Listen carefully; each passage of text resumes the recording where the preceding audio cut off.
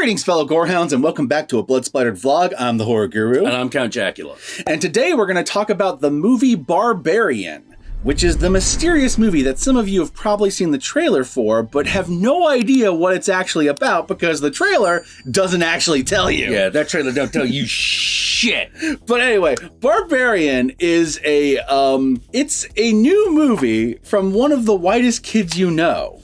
Yeah. Continuing the tradition of comedians making really awesome horror movies. So because this movie leaves so much out of the trailer, we're going to have to keep this spoiler section extremely short because most of the movie happens in stuff that none of you are aware of if you haven't seen the movie. Yeah. This is a movie that plays with your expectations from start to finish. Just when you think it's going over here, it'll go over here or juke you and then come back over here. Yeah. You know, in a way that throws you off. You do not know where this movie is going to end up until you get there. And that's part of the great experience of this movie is sitting down and not knowing what the fuck you're getting into.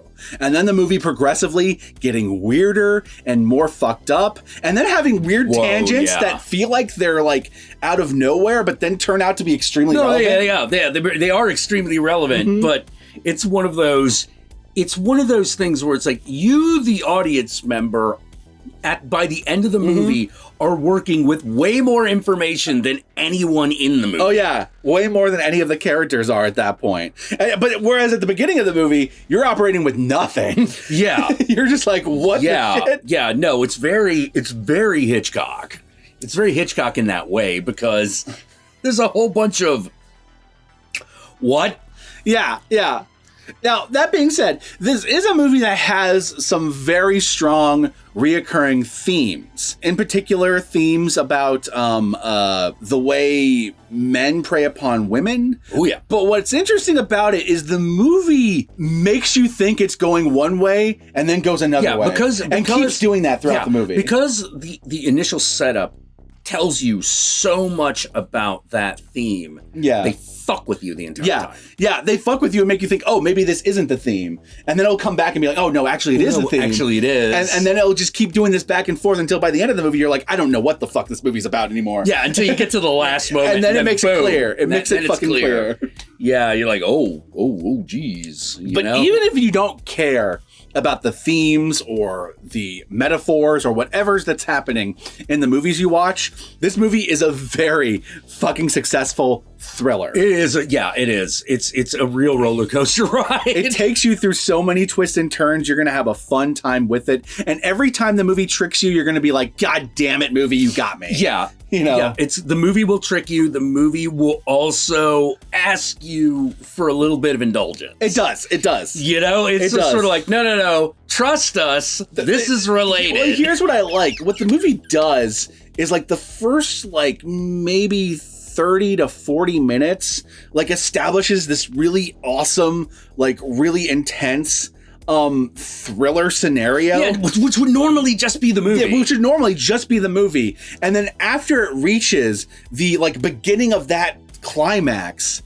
it then goes, all right, now we've earned this tangent. And then the movie completely goes in a completely different direction than you're expecting at that point on. Yeah. And you're just like, whoa, wait a minute. What does this is? No, it really is the like Janet Leigh fucking dying Psycho. in the fucking Psycho's the movie that definitely comes to mind. The way Psycho completely twists what it is halfway through. Yeah, dude, like, whoa, wait a minute. And the thing about this movie is that this movie continues to have twists after that halfway point. Yeah. It does that twice. Yeah. It does that same trick twice. It's kind of amazing. And it manages to be successful in all the different kinds of movies it plays with throughout this. Because it switches genres at times. You know? Like you'll be okay, this entire 45 minutes was one genre. Now we've been spending 20 minutes in a completely different genre. Oh shit, now we're going back to that other genre. Oh wait, now we're in a different genre. There's a third one. Yeah, like, oh my God. And yet it works. It throws you off at first, and you're going to be first a little off-put as it's happening, but the movie brings it home. Yeah. Like, the whole point of Barbarian is that the movie is fucking with you the entire time.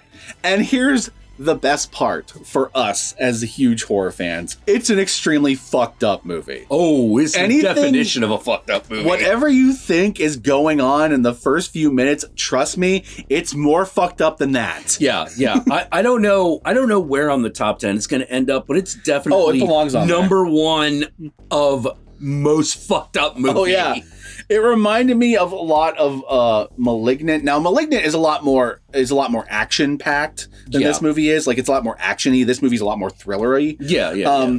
But don't worry, it's not boring. But just Shit happens. How bonkers Malignant got with its weird concepts. Yeah, the minute the fucking woman's head splits open, you're like, what the fuck? This movie has a lot of moments like that, where it just goes ape shit. Yeah. It's like at the start of every major act is a fucking woman falling from the attic. Yeah. You know?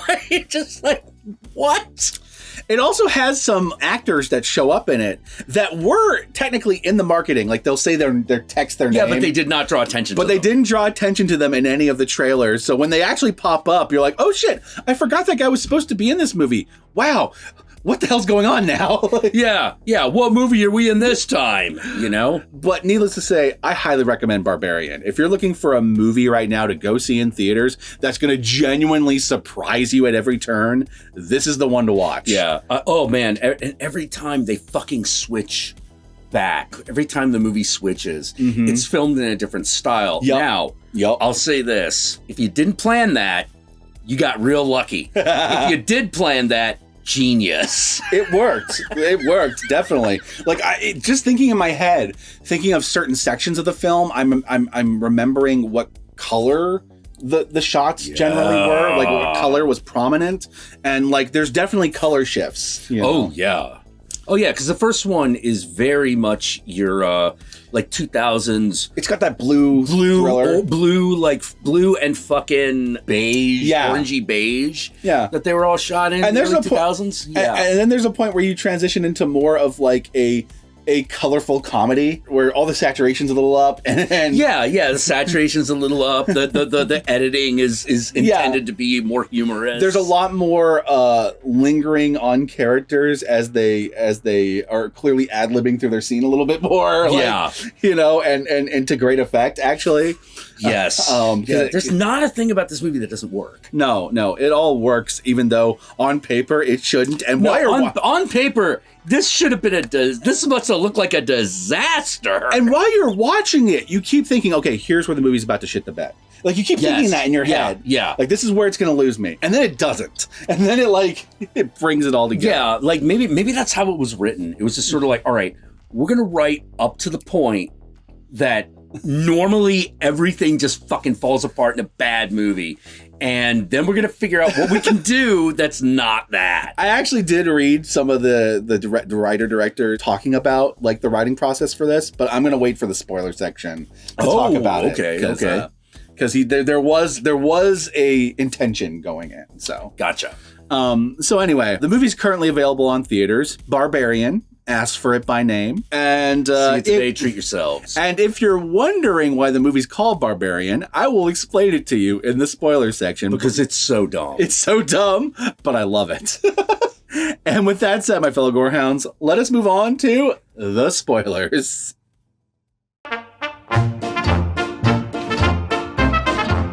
Jesus Christ, we went through that whole thing and without having to fucking talk about the actual plot, because that's a giveaway. Mm-hmm. All right, so it starts, like you see in the trailer, woman comes to Airbnb, there's a dude already there. Yeah. That dude is played by Alex Skarsgård.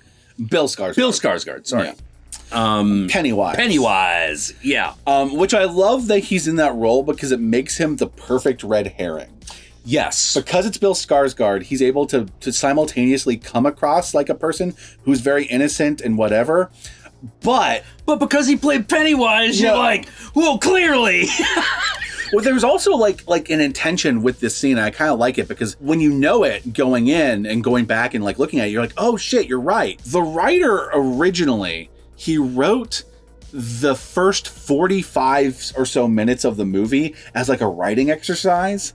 And the whole exercise was, he had just read a book about like red flags between like partners and like when you're a woman out in the wild. Yeah. So he decided to write a first 45 minutes of a woman encountering every red flag imaginable. Right. Every possible red flag he can fit into this 45-minute thing. And then when he got to the point where the horror movie climax is going to begin, he realized that the story at that point was too predictable. Oh, yeah, totally. And that is when the movie makes its first big shift. Yeah. Because it turns out that, like, oh, this isn't about, like, some creepy guy who's in the Airbnb with you and is now going to stalk you or make your life miserable. Which is what it totally looks like it's gaslight you, which is what it feels like it's going to be.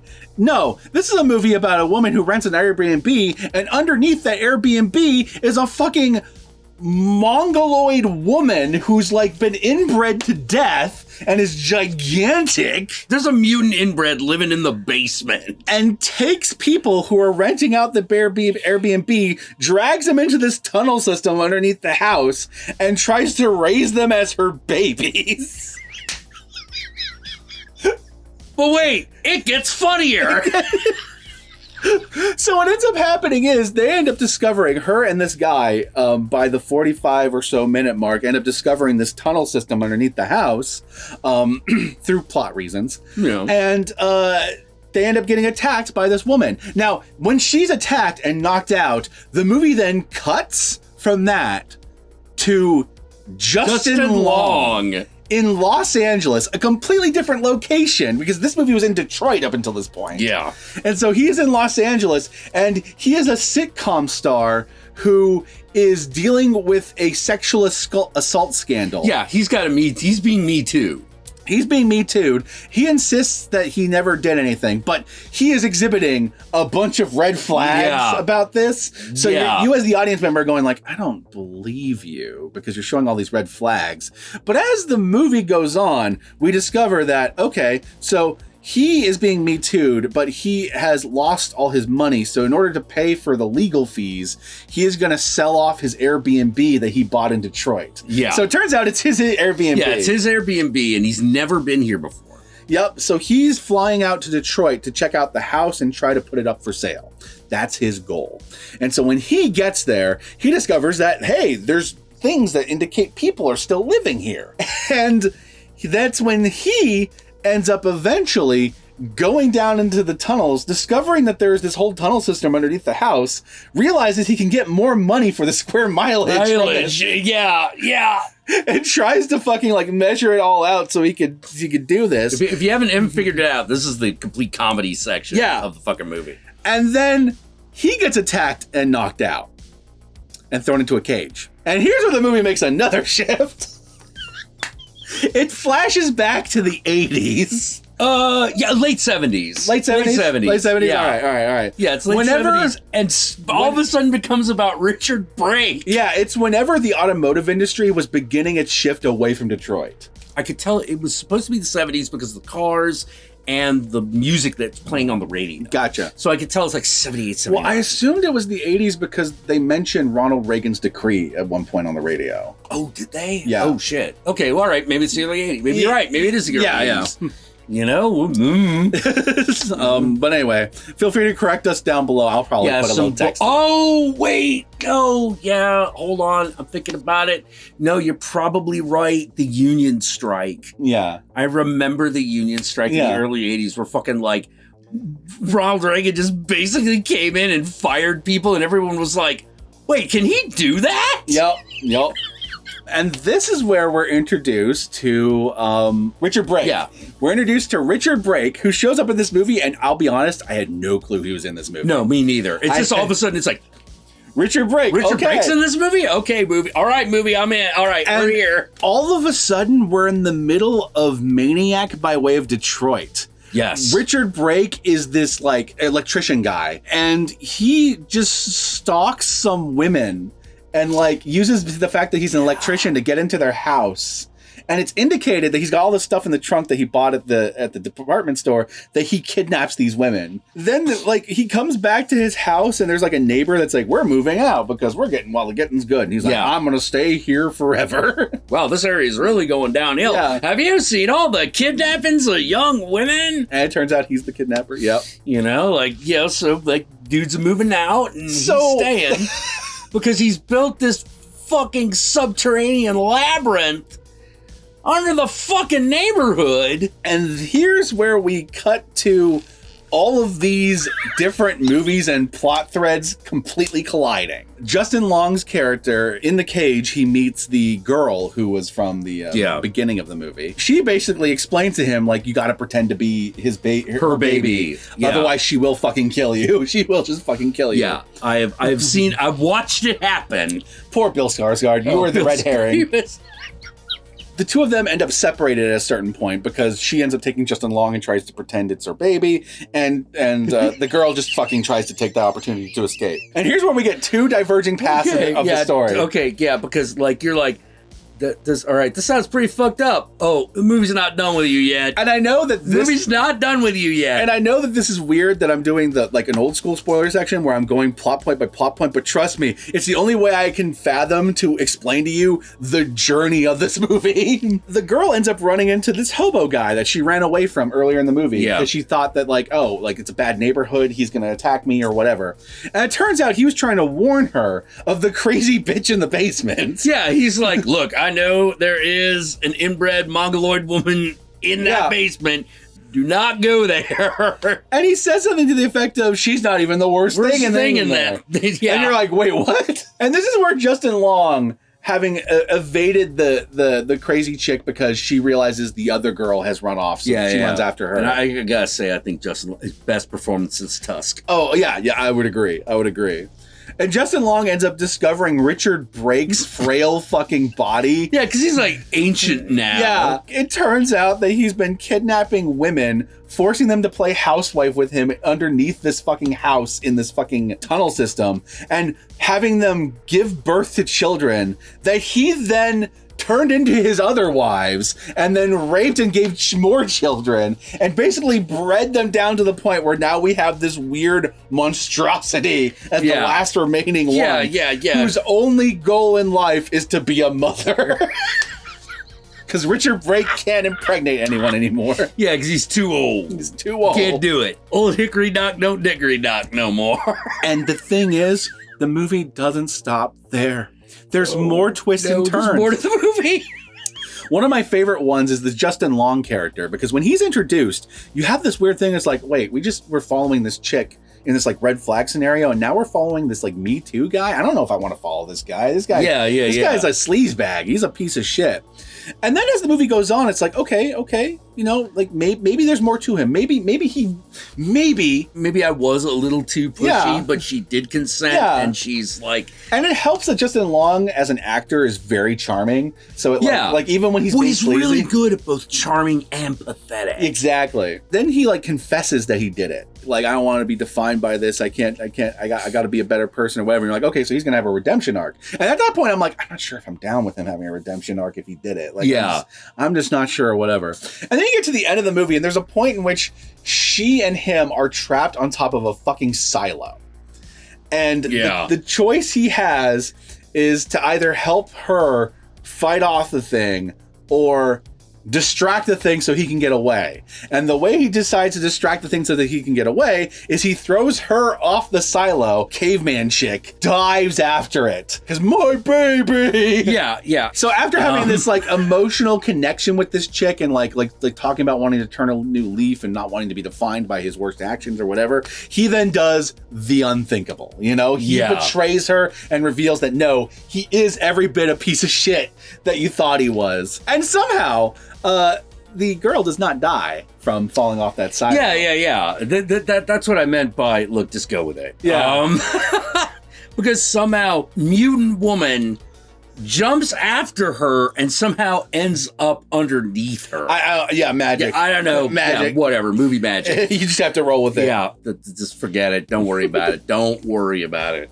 So a lot of movies give you have to have one conceit, you know? Yeah. You have to wait. You have to have one moment of like, look, just give us this, please. And so by the end of the movie, the girl and the fucking creature ends up killing Justin Long, and then she ends up killing the creature, and she ends up, limping away, victorious as you can be in this scenario. And then the movie has the amazing credit sequence where that fucking "Be My Baby" song starts playing. Now, I bet you're wondering, after I just described the entire fucking plot. Well, there's some other twists and turns, but whatever. That's the overall plot of the movie. You're wondering, why the fuck is it called Barbarian? Is it just because it's this chick living in a cave? No, it's called Barbarian because the street they live on, that the AirBNB is on, it's like Barber Street or Barber Avenue or something. Barber Avenue, yeah. Yeah. It's like something like that. So technically, the people living there, the chick in the basement and Richard Brake, are barbarians because they live there. Now, it's also called that because of the barbarism that happens in the movie and yada, yada, yada. But the real reason why it's called Barbarian is because of that. And I know that's stupid as hell, and I know it's a fucking pun. But isn't that the exact kind of gloriousness you get when you have a comedian making a fucking horror movie like this? Yes. I remember walking out and going like, I just don't understand why it was called Barbarian. Everything else was great. And you were like, because they were on Barber Street. And I was like, oh.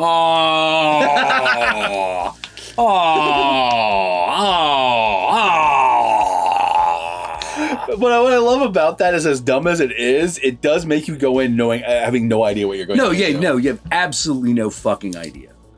Unless you listen to the spoiler review, you have no idea what you're getting into. Yeah. I thought for sure it was just gonna be her and this guy, and I don't know, one was gonna eat the other or something. Yeah. It's like I had a suspicion that maybe it would go like a Pickman's model route, which it kind of did. It kind of did, yeah. It kind of did, but I didn't expect where it went when it went there. Yeah. Yeah. Like there was this part of me, even from the trailer, where I'm like, okay, there's going to be something in that basement, right?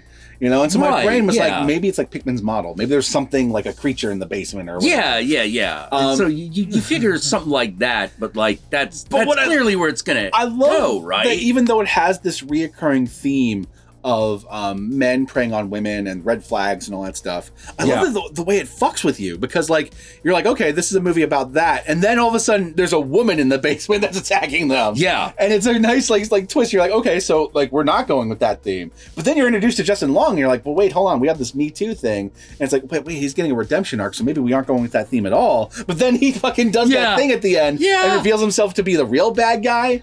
Yeah. So, and then you also get the backstory with Richard Brake and realize that the monster is more like Frankenstein's monster. Yeah. And he's Frankenstein. Yeah. So it's like, it did end up going with that theme by the end of it, but it tricks you into believing it's not. Thinking that it's not. Yeah. Oh my. I've never seen someone do such effective trickery with its theme. I know. Like this. I know. Not even not even Nope. No. And Nope was fucking first class. Mm-hmm. That was fucking 100%. It's a fucking great masterpiece of a film. Yeah, and then this this was just well, what was I kept saying? I have no idea how we got here, even though I watched every second. How we got here. It reminded me a lot of Malignant in that way. Yes. We were just like, how did we get here? What? It's just a completely bonkers movie. This is the winner of the Bonkers Movie Award. Yeah. At least of the theatrical movies. We've had some bonkers movies that weren't theatrical. But of the theatrical movies, this is probably the most bonkers. Oh, yeah. And where can they find you, Count Jackula? Well, you can find me on Twitch at Count_Jackula. You can also find me on Twitter at Counting Jack, and you can find me on Instagram at Satanic Jackula. Those are all things that I have, and the stupid name games that I've had to play because social media can suck my dong. How about you? Y'all know me. I'm the Horror Guru. You can find me at the Horror Guru on Twitter, on Twitch, on Instagram, and Facebook. Just look up the Horror Guru or Blood Splattered Cinema, and I'll be there. Be sure to like, comment, and subscribe, and don't forget to ring that notification bell so that you're notified of my videos immediately upon their upload. And if you'd like to help out either of us more directly, be sure to check out our Patreon pages. And remember, if you decide to go the Patreon route, even $1 a month can go a long way. And if you made it this far into the vlog, then I want you to comment below, and be sure to comment below using the hashtag #BeMyBaby. Use the hashtag #BeMyBaby, that way I know, that way Jack knows, that way the whole world knows you watch this vlog all the way through. Peace out, and I'll catch y'all later.